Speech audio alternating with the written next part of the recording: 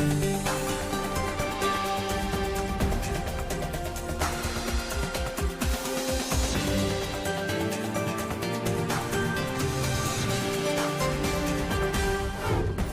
today's World Insight, no truce in sight on the eve of the first year into the conflict between Russia and Ukraine.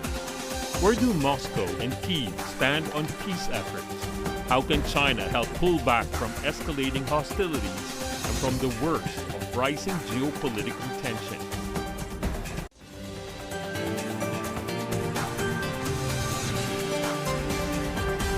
And here is our host, Tian Wei. Hello and welcome to World Insight with me, Tian Wei. On the eve of the first year into Russian-Ukraine conflict, the world has been battered with an energy crisis, food insecurity, humanitarian disasters, soaring inflation, and spiraling geopolitical tensions. Yet there seems to be little chance of a meaningful, peaceful settlement between Ukraine and Russia. So what is the way out? Are we seeing the end game? Before we loop in our panelists, let's take a look at this.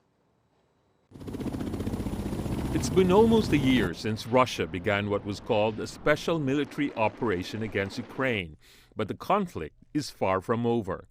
The Ukraine crisis could be traced way before the conflict, with Russia crying foul over NATO's eastward expansion, led by the United States and its allies.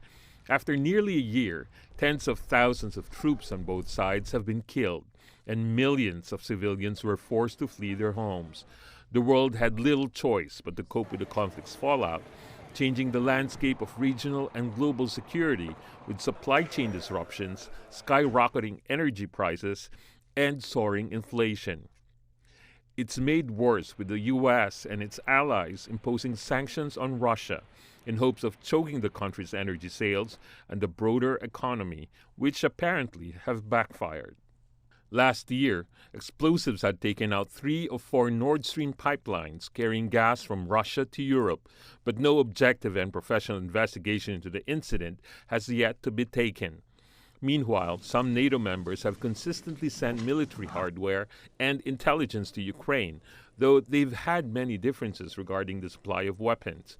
Among those, the U.S. is the biggest source of weaponry in Ukraine. This week, the U.S. President, Joe Biden, made an unannounced visit to Kyiv.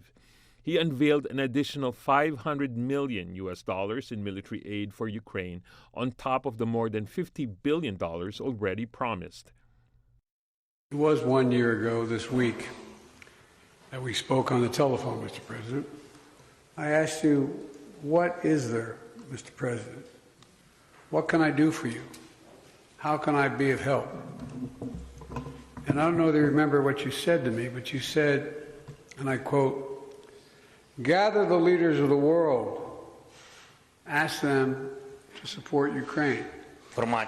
It was the conversation that indeed brings closer our joint victory in this war. We can and we must, so that 2023 becomes the year of victory, with solid guarantees of long-term security of our country, Europe, and the entire world. Also this week, in his annual State of the Nation address, Russian President Vladimir Putin criticized the West for sending $60 billion to help the world's poorest nations in 2020 and 2021, while giving Ukraine $150 billion to support its military. And he announced that Russia is suspending its participation in the New START Treaty on nuclear arms control. More the Western long-range systems are delivered to Ukraine further away from our borders, we'll be forced to push the dangers, and it is a fact. What's the way forward to a truce, or at least dial back hostilities? Could the world afford a conflict of attrition in Europe? In Cape Town, Fraser Cameron, Senior Advisor to the European Policy Center in Brussels. In Shanghai, Joseph Gregory Mahoney, Professor of Politics with East China Normal University. In Beijing, Cui Hongjian, Director of the Department of European Studies with China Institute of International Studies. Gentlemen, welcome to the program. First of all, do we see an endgame in sight 1 year after the conflict began? Mr. Cameron. The short answer is no. Putin was quite clear yesterday in his speech, and it seems from all indications, military, political, economic, that this is going to go on for a very long time. Is that what the Europeans would like to see? Do you see it is a choice? I don't think anybody wants to see the conflict going on for a long time, but until Mr. Putin decides otherwise, he is the key actor in this, and I'm afraid things will continue to go on and on and on. Professor Mahoney, Mr. Cameron believes that President Putin is the one that's likely to make that decision, whether there's an end game or not. What do you think? Do you see an end game in sight now, 1 year after? I agree with Professor Cameron in part, but I think it became apparent in late 2022 that a stalemate was likely. And since then, I think while both sides have demonstrated an unambiguous willingness to continue fighting, as President Putin did recently, it's also increasingly unlikely that a significant amount of territory will shift hands, even with major new escalations by either side. Now, while there are clearly some on both sides that prefer the conflict continues with the hope that it grinds down the other in debilitating ways, I think also it's the case that increasingly there are many others who understand that this type of mutual destruction is not only tragic, it risks further destabilizing the region and worse. Now, I don't think either side is ready for direct bilateral negotiations, but I believe both are willing to speak constructively with a neutral third party who can then start the difficult process of facilitating a diplomatic solution. Let's go on to Professor Cui in China. Is there an endgame in sight? Yes, I think that so far few signals to show that this conflict will stop tomorrow. But I do believe that this year we can try to look for some more hope for this direction. To tend to a diplomatic solution, especially now, as we know, with a longer time of the conflict. I think all of the stakeholders showed a lot of the fatigue of this conflict or war, including United States, including Ukraine, Russia, and even special European side. Especially also, the next year, 2024, will be also presidential election time for United States. So I think the United States will try to maybe stop the conflict this year. Okay. Just like what happened for President Biden visited Kyiv. He tried to reach the consensus with President Zelensky that this year, 2023, will be the end of the conflict. Okay. I hope that, so now there is an issue. The war started with two in the conflict, but now 1 year later, how do you look at the nature of this war? Some say it is an invasion. Others say this is a proxy war between, quote unquote, the West, the NATO, and Russia. There are others say that this is going to be a defining moment, dividing the world into different camps. Now, there are so many scenarios that you hear analysts suggested over the past 1 year. Which one would you subscribe to at this moment, the state of the conflict and the state of discussions? Where do you think the nature of the conflict is now, Mr. Cameron? At the moment, it's rather limited involvement. The Western countries are supporting Ukraine's attempt to defend its territory, which it has a legitimate right to do so. It's an impact, obviously, in many other areas, on the global south, on food supplies, on energy, on supply chains internationally. So there's a whole gamut of different areas, different interests involved here. And how this will develop will, of course, be dependent on the outcome over the next months, perhaps years. Nothing is fixed in stone yet. There's a lot still at play. It is fluid. What is the current nature of this conflict to you, Professor Mahoney? I think it requires a willful neglect of history to not acknowledge that the unchecked expansion of NATO since the end of the Cold War, as well as the direct meddling of the U.S. government in Ukraine, which in part led to the Maidan movement, I think this, as well What as do you mean by direct meddling? Which exactly are you referring to? We know that that the United States was involved in the elections and trying to promote candidates with an anti-Russia agenda going back more than a decade, and that this really began to destabilize Ukraine and destabilize relations with Russia. But what about the current state of the current nature of this conflict now? Currently, it is absolutely a proxy war between the West and most notably the United States and NATO against Russia. And I think that the U.S. ambition is to use this as an excuse to continue to extend NATO and, if possible, to blame China for this conflict in some way and then redirect NATO towards China. But other countries, for example, the Nordic countries, according to them, did feel the danger of Russia, and therefore some suggest a natural expansion of NATO. Do you buy that? Well, I think that you know, after the Cold War, we saw a lot of European countries that were continuing to free ride on NATO, and NATO provided security. They didn't develop their own capacities to defend themselves. The EU didn't create that collective capacity, and as a result, they left themselves vulnerable to this type of friction between not only the U.S. and Russia, but also now between U.S. and China. Mr. Cui, also I want to ask the question directly. What do you think is the reality of nature of this conflict now, 1 year after? Okay, first of all, I think the recognition of the nature of the conflict depends on the different stands and also different viewpoints from all of the stakeholders. It depends on what's the answer from you about the nature of the relations between Russia and Ukraine, and also the nature of the relations between NATO and Russia. But of course, once you try to answer the question, what's the current nature of the conflict, it depends on, we need to answer the question is the nature of the conflict has been changed in last 1 year. I think the answer is certain. As we know now, some countries or some forces try to take use of this conflict to reach their own goals, including especially, for example, United States. How about the position of the conflict in the global strategy of the United States, and what has been doing by the United States in the last 1 year? And another related situation is how about NATO? As we know, the new round of enlargement of NATO.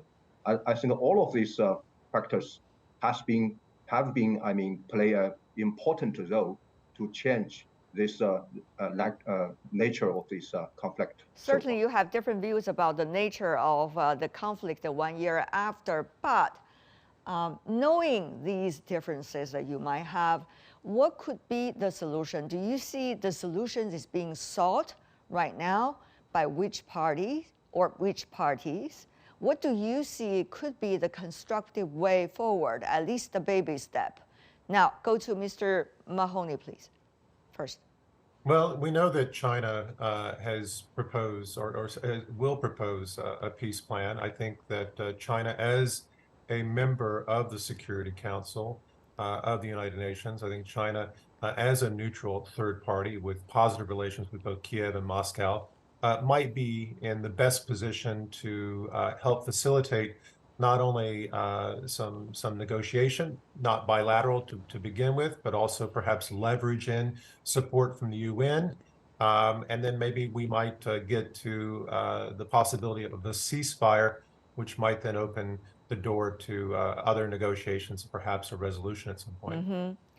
Earlier, we have seen some diplomacy already taking place, at least from China's perspective. One is Wang Yi inviting a meeting by the foreign minister of Ukraine on the sideline of the Munich Security Conference. The other is Wang Yi, the senior Chinese diplomat, visiting Russia this week.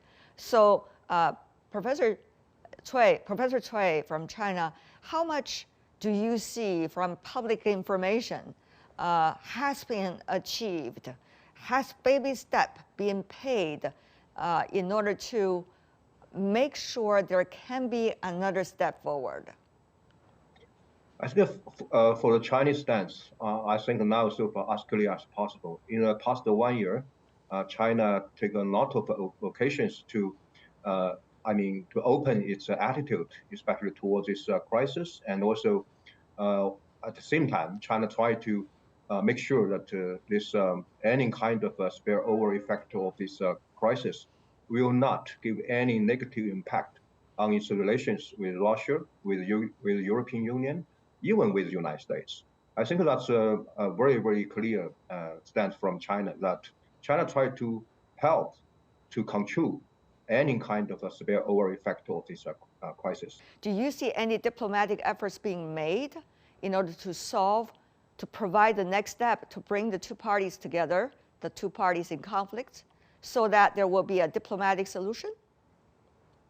Well, there will in the end be a solution, but at the moment, the conditions are not there. We want the solution to be sooner, not later. Sure. But, President Macron, Chancellor Scholz have both tried to speak to Putin to see if there's a possibility of talks, and he really has refused to talk to them. President Erdogan of Turkey has been mentioned as a possible interlocutor, but again, they have their own problems with Russia. President Modi would be another one, but he doesn't seem to want to get involved just now. The timing is important, and at the moment, neither Ukraine nor Russia see that the conditions are right for talking to each other or even through interlocutors. That's why I'm rather pessimistic about the nature of the conflict and how long it will go on.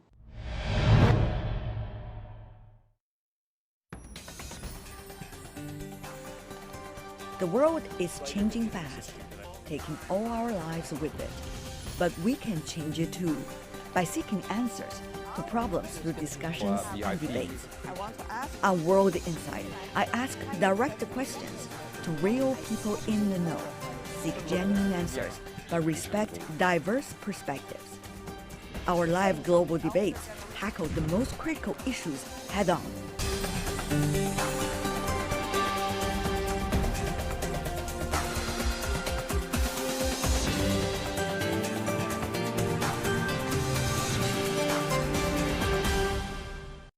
What do you see are some of the mini steps being taken by relevant parties to make sure at least there will be possibilities being tapped in for diplomatic solutions? I'd like to make a comment on some of the earlier issues here. The first is, we had efforts made by the German Chancellor and the French President and also the Turkish leader to try to mediate or find some sort of solution. But all three of these countries are members of NATO, and it's quite reasonable that Putin would view them suspiciously because their first obligation is to consult with their NATO allies. Secondly, before the conflict started, Macron made a trip to Moscow and tried to move forward with some sort of solution. But then he found himself in a close race for re-election. And one of the things he did was demonize his opponent, given what he portrayed as her close relationship with Putin. And therefore, he moved away from having a constructive dialogue with Russia. I do think we have seen in recent weeks, Macron being the only major European leader who has talked responsibly about the underlying causes of the conflict, historical, including NATO's expansion. And so he might be coming back to his political senses at this point. And we should note, of course, that what's unique about France is that it's one of the few countries in Europe that has a substantial military and doesn't feel completely vulnerable. It's not stuck in the same security trap that other countries are. But in terms of what about Germany? Since you already mentioned France. Well, Germany, for many decades did very little to cultivate a military that was capable of self-defense. This was one of the consequences of that dark history of World War II, where a lot of countries felt worried about Germany remilitarizing, and so Germany, continued to try to play, I think, a middle game of not threatening its European allies by continuing to use energy from Russia, but also continuing to rely substantially on the United States for security. Yeah. And ultimately, these conflicts became untenable, and now Germany has seen its industry ruined, and at the same time doing whatever it can to build up its military capacity at a substantial cost. So baby steps taken by any party directly involved or indirectly that are likely to see more progress or not, Professor? Yeah, Mahoney? I think the stipulation by Zelensky that Russia has to leave its territory before he's willing to negotiate is unrealistic. I think again that we have reached a stalemate, and again that we're going to have to negotiate on the basis of where things are, and that begins with a ceasefire, and then we can start to talk about what comes next. You know.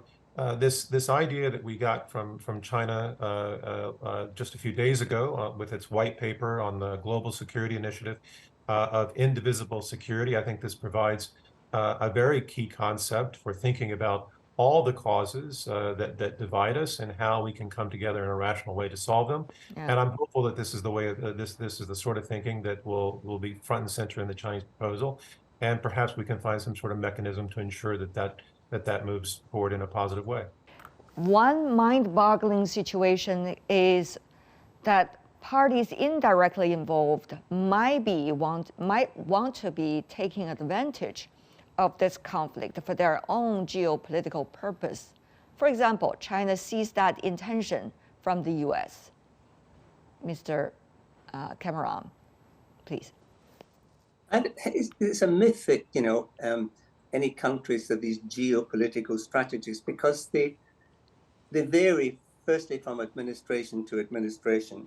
And secondly, although America quite regularly puts out national security strategies, they actually don't mean very much, because the reality is of diplomacy, you're in a reactive phase. You're reacting to what is going on around you. I'm sure Joe Biden, for example, when he came into office, the last thing he actually wanted was to get involved in the conflict with Russia. He wanted to sort of try and deal with the domestic problems of the United States. And the United States is in a more inward-looking, protectionist frame of mind just now. It's seen the damage that was caused in the Middle East by its actions, for example. So this was the last thing the United States wanted. The United States does see a challenge from China. This is inevitable in terms of, again, history when you look at one power rising, but it wants to manage its relations with China. And I think that, this conflict now, the key point from the United States point of view is to try and ensure that it does not spill over into other areas. The United States really wants to solve its own internal problems and try and isolate that. It doesn't have any global ambitious strategy to take over the world. What I'm really concerned about is that we have two countries, the United States and Russia, that are both fossil fuel economies that are locked in some sort of struggle over the future of fossil fuels and climate change. Russia, since U.S. sanctions from its earlier engagement in Crimea, Russia has been looking for a way to move past the dollar as a petrodollar. And if the world does that at some point, it will be the end of the dollar substantially. And at this point in time, the U.S. economy is a house of cards that is based primarily on the dollar as the supranational currency. I'm concerned that we have countries like Russia and the United States that are playing a strategic endgame that is becoming increasingly apparent that we won't deal effectively with climate change, and that they're playing towards that future. And I'm concerned that that's very damaging for the global South, but even China, which it was recently published that several provinces in China are among the most vulnerable regions in the world to climate change. So I think it's a lesson from this Ukraine crisis. I think it especially gives some lessons to how to deal with or manage the relations between major powers. Also, this time, I think especially for China and the United States, we need to make clear that so-called peaceful coexistence would be a very, very important bottom line between two countries. And we need to avoid any kind of a similar situation happen between China and the United States, especially when United States try to, take the so-called Taiwan issue as a leverage to, contain China like that. Another, I think, a very big lesson is how could we deal with complicated, relations between major powers. Undoubtedly, that on this moment, Russia tried to, tell China that, okay, please stand with me, and we are trying to challenge the current world order and dominated by United States and the Western Bloc. But I think at this moment, especially from the United States and all of the European countries, I think they should understand what's the real stand of China. China didn't give any, so-called just like a alliance-like support to Russia, because both two countries, they are not allies in the so-called traditional understanding from Western countries. So I think at this moment, United States and the European side should not give some additional pressure on China to say that you should take the same side with me. I think now China is trying to looking for its own position, and China believes that its position will be very helpful for the stability of the major power. Mr. Cameron, earlier you talked a lot about the U.S., your understanding as a European citizen of what the U.S. might be having in mind. But I really wonder, what does Europe, if I could use that huge concept of Europe having in mind? And what do you think as a European analyst, looking at the overall strategic interest of Europe today?